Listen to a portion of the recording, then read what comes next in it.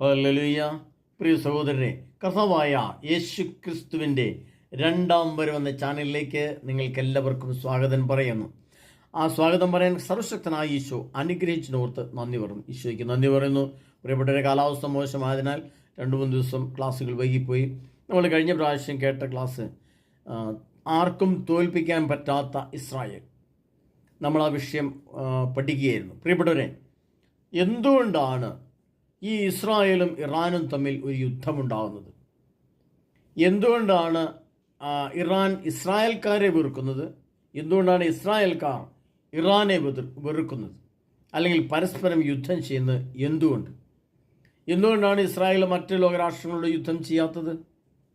പ്രിയപ്പെട്ടവരെ, ഇത് കേവലം 2 രാജ്യങ്ങൾ തമ്മിലുള്ള ഒരു വൈരാഗ്യ ബുദ്ധി അല്ല.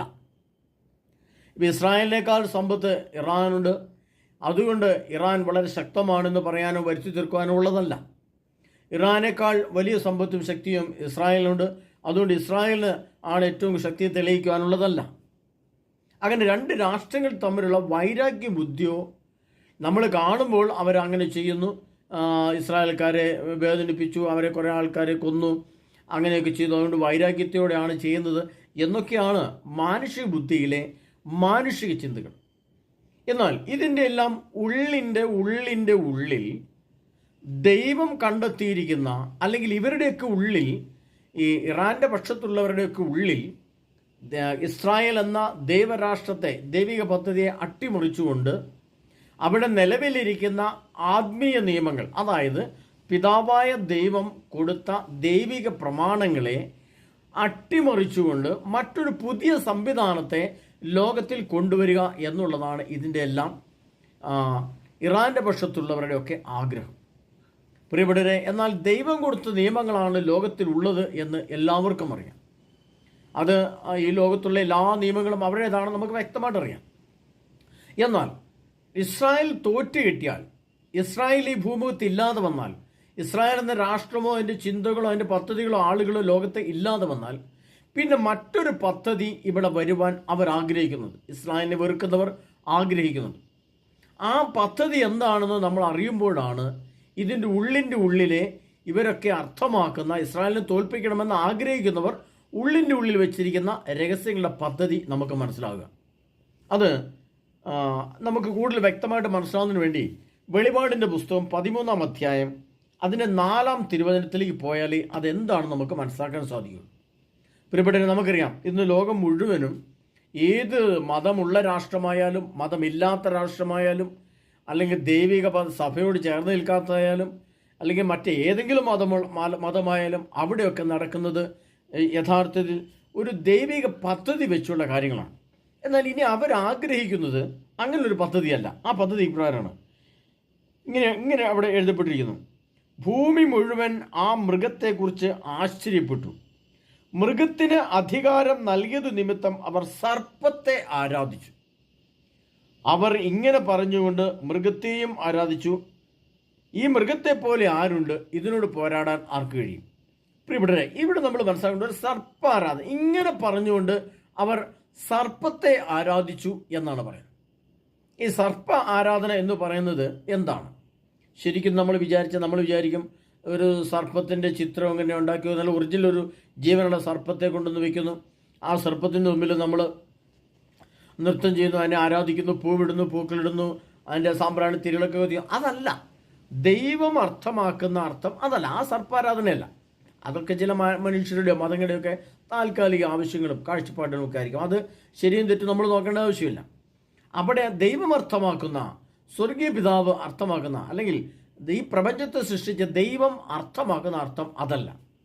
അതിൻ്റെ യഥാർത്ഥ അർത്ഥം എന്ന് പറയുന്നത്, നമുക്കറിയാം, എല്ലാ ലോകരാഷ്ട്രങ്ങളിലും വിവാഹം എന്നൊരു പരമസത്യമുണ്ട്.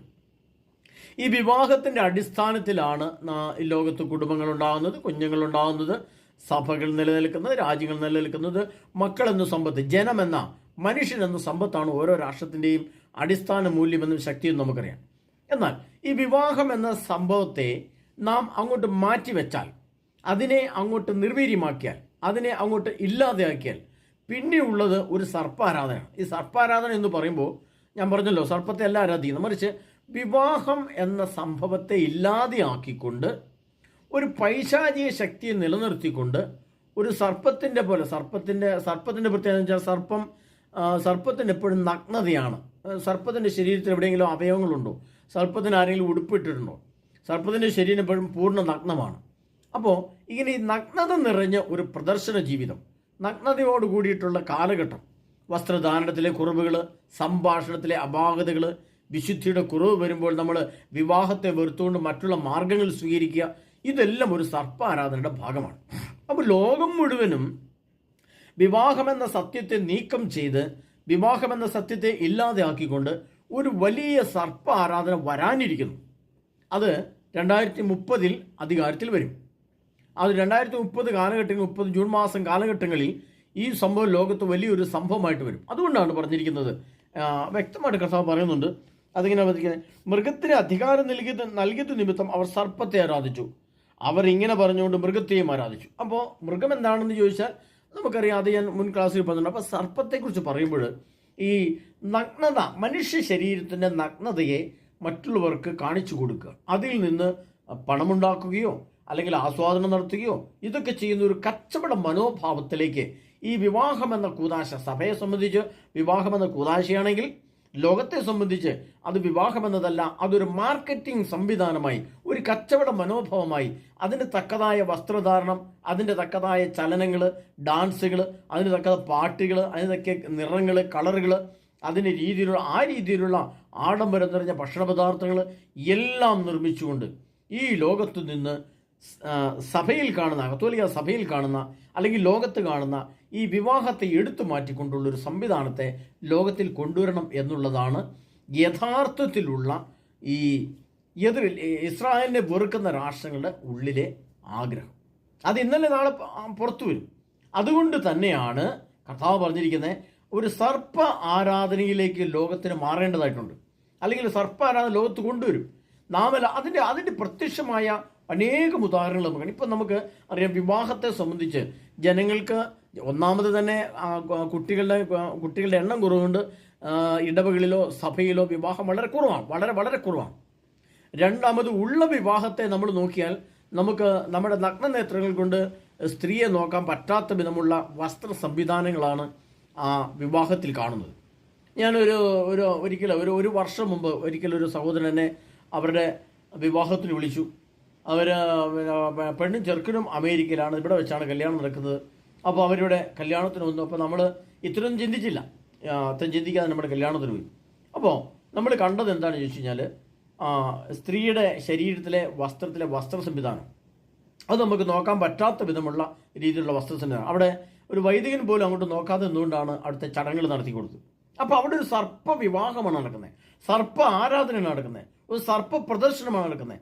ശരീരത്തിൻ്റെ ഭാഗങ്ങളെ മറ്റുള്ളവർക്ക് കാണാവുന്ന രീതിയിലുള്ള സംവിധാനത്തോടുകൂടിയുള്ള വസ്ത്രധാരണത്തോടു കൂടി ഒരു സ്ത്രീ വിവാഹത്തിനായിട്ട് ഒരുങ്ങി വന്ന് നിൽക്കുക എന്ന് പറയുമ്പോൾ അവിടെ നടക്കുന്ന എന്താണ്? സർപ്പ ജീവിതമാണ്, സർപ്പ വിവാഹമാണ്. അതെ, നമ്മൾ വിചാരിക്കുന്നത് വിവാഹമല്ലേ, പക്ഷെ അവിടെ സംഭവിക്കുന്നത് എന്താണ്? കർത്താവ് പറഞ്ഞ പോലെ പതുക്കെ വിവാഹത്തെ ഇല്ലാതെയാക്കുക, നിലവിലുള്ള വിവാഹത്തെ ഒരു സർപ്പ വിവാഹമാക്കി മാറ്റുക, നഗ്നതയെ പരമാവധി മറ്റുള്ളവർക്ക് പങ്കുവെക്കുക, അതിൻ്റെ ആസ്വാദനം മറ്റുള്ളവർക്ക് കൊടുക്കുക, അങ്ങനെ പാപത്തിലേക്കും തിന്മയിലേക്കും ഒരു സമൂഹത്തെ തള്ളിവിടുക. അങ്ങനെ വരുമ്പോൾ ഈ ലോകത്ത് ഒരു വ്യക്തി അല്ലെങ്കിൽ ഒരു വിഭാഗം സംഭവം സന്തോഷിക്കുന്നതായിട്ട് കാണാം. അത് സാത്താൻ്റെ വിഭാഗമാണ്. സാത്താന് എങ്ങനെയും സമൂഹത്തെ, കുടുംബത്തെ നശിപ്പിക്കുക എന്നുള്ളതാണ് അതിൻ്റെ ലക്ഷ്യം. അതുകൊണ്ട് തന്നെ അവർ അതിൻ്റെതായ പ്രദർശനങ്ങൾ, അതിൻ്റെ സംവിധാനമെല്ലാം ഒരുക്കിക്കൊണ്ടേയിരിക്കും. അങ്ങനെ വരുമ്പോൾ ഈ സംഭവം, അതായത് പിന്നെ നമുക്കറിയാം ലിവിങ് ടുഗദർ എന്ന് പറയുന്ന സംഭവം നമ്മൾ കേൾക്കുന്നുണ്ട്. അതുകൂടാതെ തന്നെ നമുക്കറിയാം ലിവിങ് ടുഗദർ കൂടാതെ തന്നെ സ്വർഗഭോഗ സംവിധാനങ്ങളുണ്ട്, ട്രാൻസ്ജെൻഡർ ജീവിതങ്ങളുണ്ട്. ഇങ്ങനെ ഒരുപാട് രീതിയിലുള്ള വിവാഹം അല്ലാതെ തന്നെയുള്ള അനേകം സംഭവങ്ങൾ, പിന്നെ മറ്റു ഓൺലൈൻ സംവിധാനങ്ങൾ എന്നൊക്കെ പറഞ്ഞിങ്ങനെ വാർത്തകളൊക്കെ കേൾക്കാറുണ്ട്. അപ്പോൾ എന്താണെന്നൊന്നും എല്ലാമൊന്നും എനിക്കറിയില്ല. അപ്പം നമ്മൾ മനസ്സിലാക്കേണ്ടത്, ഈ നിലവിലുള്ള വിവാഹ സംവിധാനത്തെ എടുത്തു മാറ്റിക്കൊണ്ട് ഇല്ലാതെയാക്കിക്കൊണ്ട് നമുക്ക് ഏത് രീതിയിലുള്ള ലൈംഗിക ആസ്വാദനവും, ഇതിൻ്റെ സെക്ഷ്വാലിറ്റിയുടെ ആസ്വാദനം ഏത് രീതിയിലും ആവാം, എന്നാൽ വിവാഹം പാടില്ല. അങ്ങനെയുള്ള ഒരു സ്റ്റാളുകൾ, അങ്ങനെയുള്ള സംഭവങ്ങൾ, അങ്ങനെയുള്ള സിനിമകൾ, സീരിയലുകൾ, അങ്ങനെയുള്ള സംഭവങ്ങളെല്ലാം ഇനി വരാനിരിക്കുകയാണ്. പ്രത്യേകിച്ചും AI റോബോട്ടിൻ്റെ നിർദ്ദേശത്തോടു കൂടി അതിന് തക്കതായ രീതിയിലുള്ള നല്ല നമ്മൾ മനസ്സിൽ കാണാത്ത രീതിയിലുള്ള സംഭവങ്ങൾ ലോകത്തിലേക്ക് കടന്നു വരുമ്പോൾ പ്രിയപ്പെട്ടവരെ, ഈ ലോകത്ത് നിന്ന് വിവാഹത്തിൻ്റെ ആവശ്യം എന്താണെന്ന് പോലും ചിന്തിക്കാത്ത രീതിയിൽ വിവാഹം എന്ന സത്യം ആവശ്യമില്ല എന്ന് പറഞ്ഞുകൊണ്ട് അങ്ങനെയുള്ളൊരു സമൂഹം ലോകത്ത് വരികയും, ഇനി അങ്ങനെയൊരു സമൂഹം വിവാഹത്തെ അംഗീകരിക്കുന്ന ഒരു കുറച്ച് ആളുകളുണ്ടെങ്കിൽ പോലും അവർക്ക് വിവാഹം എന്ന ആവശ്യമില്ലാത്ത രീതിയിലുള്ള സംവിധാനം അവർക്ക് ഒരുക്കി കൊടുക്കുമ്പോൾ സ്വാഭാവികമായി വിവാഹം എന്ന സംഭവം ലോകത്തുണ്ട്. ഒറിജിനൽ ഈ ലോകത്ത് മുഴുവൻ 3.5 വർഷക്കാലം 2030-2033 വരെയുള്ള കാലഘട്ടത്തിൽ ലോകത്ത് ഒരു സർപ്പ ആരാധന വരുമെന്ന് അത് പറഞ്ഞിരിക്കുന്നത് എവിടെയാണ്? അത് വെളിപാടിൻ്റെ പുസ്തകം 13-ാം അധ്യായം 4-ാം തിരുവചനത്തിലാണ്. അപ്പോൾ നമുക്കറിയാം അവിടെ അങ്ങനെ വരുന്ന സംവിധാനം വരുന്ന ലോകത്ത്. അപ്പോൾ അതുകൊണ്ട് ഇസ്രായേൽ എന്ന രാഷ്ട്രം ഇല്ലാതെയായാൽ, ഇസ്രായേൽ എന്ന രാഷ്ട്രത്തെ സ്നേഹിച്ചും ബഹുമാനിച്ചും അംഗീകരിച്ചും നിൽക്കുന്ന യൂറോപ്യൻ രാഷ്ട്രങ്ങൾ, അമേരിക്കൻ രാഷ്ട്രങ്ങൾ, ഇന്ത്യ, അതുപോലെ തന്നെ ഓസ്ട്രേലിയ, ജപ്പാൻ, അങ്ങനെയുള്ള കുറേ രാഷ്ട്രങ്ങൾ ശരിക്കും ഈ വിവാഹത്തെയും അതിൻ്റെ സംവിധാനത്തെയും മാനിക്കുകയും അതിനെ അംഗീകരിക്കുകയും ചെയ്യുന്നതാണ്. എന്നാൽ ഇസ്രായേൽ എന്ന രാഷ്ട്രത്തെ വെറുക്കുന്ന രാഷ്ട്രങ്ങൾ ഏതൊക്കെ ആയിക്കോട്ടെ, അവർക്കൊക്കെ ഒരു സർപ്പാരാധന ലോകത്ത് കൊണ്ടുവരണം. അത് പ്രത്യക്ഷമായിട്ടല്ല അവർ കൊണ്ടുവരുന്നത്, അത് ഇൻഡയറക്റ്റ് ആയിട്ട് പെട്ടെന്ന് മനസ്സിലാക്കാൻ പറ്റാത്ത രീതിയിൽ ക്രമേണ മനുഷ്യൻ്റെ മനസ്സിലെ ആത്മാവിൽ നിന്നും ദൈവിക വിശ്വാസത്തെ, ദൈവിക ശക്തിയെ, ദൈവിക വിശുദ്ധിയെ, ദൈവിക നീതിയെ എടുത്തു മാറ്റിക്കൊണ്ട് ഒരു നഗ്നമായ നിയമലംഘനത്തെ ഈ ലോകത്തിൽ കൊണ്ടുവരണം. അത് കൊണ്ടുവരാനുള്ള എല്ലാ സംവിധാനങ്ങളും ഒരു ശക്തിയുള്ള ഗവൺമെൻറ് അല്ലെങ്കിൽ ശക്തിയുള്ള രാജ്യം അല്ലെങ്കിൽ ലോകത്തെ അടക്കി ഭരിക്കാൻ കഴിയുന്ന ഒരു സംവിധാനം ലോകത്ത് വന്നാൽ അത് കൊണ്ടുവരിക എന്നുള്ളതാണ് ഇസ്രായേലിനെ വെറുക്കുന്ന രാഷ്ട്രത്തിൻ്റെ ഉള്ളിലെ ആഗ്രഹം. അതുകൊണ്ടാണ് കർത്താവ് പറഞ്ഞത് ഒരു സർപ്പാരാധന ലോകത്ത് വരുന്നുണ്ട്. ആ സർപ്പാരാധനയെ കൊണ്ടുവരണമെങ്കിൽ അതിൻ്റെ ബിസിനസ് കാര്യങ്ങളൊക്കെ ഉണ്ട്. അത് കോടാനുകോടി രൂപ ഓരോ രാജ്യങ്ങൾക്കും കിട്ടുന്ന രീതിയിലുള്ള സംവിധാനം, അതിന് പറ്റിയ ആൺ പെൺ വർഗ്ഗങ്ങൾ, അതിന് പറ്റിയ സ്റ്റാളുകൾ, നമുക്കൊരു ബൈക്ക് ഷോറൂമിൽ നിന്ന് വാങ്ങാൻ പറ്റുന്ന പോലെ സ്ത്രീകളെ വാങ്ങാൻ കിട്ടുന്ന അവസ്ഥകൾ, ഇതെല്ലാം ലോകത്ത് വരാനിരിക്കുകയാണ്. അങ്ങനെ റോബോട്ട് സംവിധാനങ്ങളെല്ലാം വരാനിരിക്കുകയാണ്. അപ്പോൾ ലോകത്ത് അങ്ങനെ ഒരു സംവിധാനത്തെ കൊണ്ടുവന്നാൽ ഈ ഇസ്രായേലിൻ്റെ നിയമങ്ങളെ അംഗീകരിക്കാത്ത രാഷ്ട്രങ്ങൾക്ക് എന്തു സംഭവിക്കും? അനേകം കോടാനുകോടി സമ്പത്ത് ഉണ്ടാക്കാൻ സാധിക്കും. അതിൻ്റെ സംവിധാനങ്ങൾ ലോകത്ത് കാണുന്നത് എല്ലാം നമ്മൾ അങ്ങോട്ട് നടന്നെടുക്കുകയാണ്. അങ്ങനെ സർപ്പാരാധന വരുന്നത് കൊണ്ട് എന്തു സംഭവിക്കും? ലോകത്ത് ഇസ്രായേലിൻ്റെ നീതിബോധം, ഇസ്രായേലിൻ്റെ ശക്തി, ഇസ്രായേലിൻ്റെ വിശുദ്ധി, ഇസ്രായേലിൻ്റെ തോറകൾ, ഇസ്രായേലിൻ്റെ പഴയ യഹൂദ സംവിധാനങ്ങൾ, ഹീബ്രു മൂലങ്ങൾ, പ്രവാചക വചനങ്ങൾ, പഴയ നിയമ ഗ്രന്ഥത്തിലെ ദൈവകൽപ്പനകൾ, ദൈവിക പ്രമാണങ്ങൾ, ദൈവിക ചട്ടക്കൂടുകൾ, ദൈവിക അതിൻ്റെ പുരോഹിതന്മാർ, അതിൻ്റെ ആരാധനകൾ, അതിൻ്റെ ദേവാലയങ്ങൾ, അവിടുത്തെ പ്രാർത്ഥന രീതികൾ ഒന്നും ഈ ലോകത്ത് പാടില്ല. അങ്ങനെ അതിനെയെല്ലാം നിഷ്കാസനം ചെയ്തുകൊണ്ട് സർപ്പാരാധനയുമായിട്ട് വരുന്ന എല്ലാ സംവിധാനങ്ങളും ഈ ഇസ്രായേൽ രാഷ്ട്രത്തിൻ്റെ സംവിധാനങ്ങളിൽ അതിനെ മാറ്റി പുനഃസൃഷ്ടിക്കുക. അതാണ് ഇതിനെല്ലാം പിന്നിലെ ഉദ്ദേശം. അപ്പോൾ രണ്ട് രാഷ്ട്രങ്ങൾ തമ്മിൽ തല്ലി തോൽക്കുക അല്ലെങ്കിൽ ഒരു രാഷ്ട്രത്തെ അടിച്ചൊതുക്കുക എന്നുള്ളതല്ല ഇതിൻ്റെ യഥാർത്ഥ ലക്ഷ്യം. യഥാർത്ഥ ഉള്ളിലെ ഇരിപ്പ് എന്ന് പറയുന്നത് ഇസ്രായേൽ എന്ന രാഷ്ട്രത്തെ നിർമ്മാർജ്ജനം ചെയ്യുക, ഇല്ലാതെയാക്കുക. എന്നിട്ട് ഇസ്രായേൽ എന്ന രാഷ്ട്രത്തെ വെറുക്കുന്ന രാഷ്ട്രങ്ങളുടെ ആശയങ്ങൾ, തത്വസംഹിതകൾ ലോകത്തിൽ കൊണ്ടുവരിക. അതിനു വേണ്ടിയിട്ടാണ്. അതാണ് യഥാർത്ഥത്തിൽ ഈ സംഭവം. നമ്മൾ അങ്ങോട്ട് നടന്നെടുക്കുകയാണ്. യുഗാന്ത്യം വരുമ്പോൾ, ലോകാവസാനം വരുമ്പോൾ ഇതാണ് സംഭവിക്കാനുള്ളത്. അതുകൊണ്ട് ഇതിനെ നമുക്കറിയാം. നമ്മുടെ കത്തോലിക്ക സഭയെ സംബന്ധിച്ചിടത്തോളം പറയുകയാണെങ്കിൽ മത്തായിയുടെ സുവിശേഷം 23-ാം അധ്യായം അവിടെ ഒരു അഭിസംബോധന യേശുക്രിസ്തു ചെയ്തിട്ടുണ്ട്. നമുക്കറിയാം മത്തായിയുടെ സുവിശേഷം 23-ാം അധ്യായം അതിൻ്റെ 33-ാം തിരുവചനത്തിൽ ഒരു സംഭവം ദൈവം എഴുതി വെച്ചിട്ടുണ്ട്. യേശുക്രിസ്തുവാണ് ഇത് പറഞ്ഞിരിക്കുന്നത്.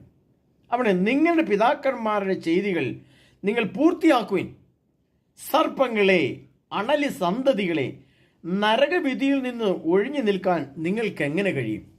ഈ സർപ്പങ്ങളെ, അണലി സന്തതികളെ എന്ന് ദൈവം വിളിച്ചിരിക്കുന്നത് ഏത് വിഭാഗത്തെക്കുറിച്ചാണ്? അതായത് ധനവാന്റെ ലാസറിന്റെ കാര്യത്തിൽ അവസാന കർത്താവ് അവർക്ക് മോശയും പ്രവാചകന്മാരുമുണ്ടല്ലോ, അവരുടെ വാക്ക് കേൾക്കട്ടെ. നിയമജ്ഞരെ, ഫരിസേയരെ, നിങ്ങൾക്ക് ദുരിതം എന്ന് കർത്താവ് ഇതിനകത്ത് ഒരുപാട് പ്രാവശ്യം പറയും. കപടനാട്യക്കാരെ, നിയമജ്ഞരെ, ഫരിസേയരെ, നിങ്ങൾക്ക് ദുരിതം. ഈ 23-ാം അധ്യായം 25-ാമത്തെ തിരുവചനം എടുത്ത് വായിച്ചു നോക്കി. നിങ്ങൾക്ക് ദുരിതം. നിങ്ങൾ പാനപാത്രത്തിൻ്റെയും ഭക്ഷണപാത്രത്തിൻ്റെയും പുറം വെടിപ്പാക്കുന്നു, എന്നാൽ അവയുടെ ഉള്ള് കവർച്ചയും ആർത്തിയും കൊണ്ടുവന്നിരിക്കുന്നു.